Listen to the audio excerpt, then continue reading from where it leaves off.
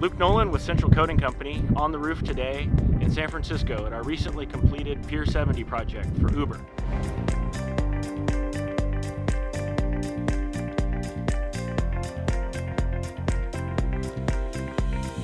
We've completed 89,000 square feet of 2-inch thick spray foam roofing, adding R13 continuous insulation to this historic building.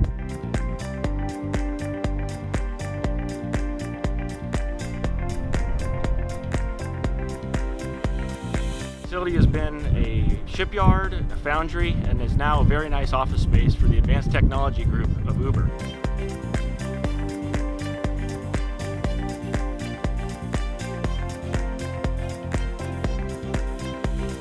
Without thermal insulation previously, it was subject to a lot of heat gain, and adding the spray foam roof has increased the building comfort and made it a much more enjoyable place for Uber's employees.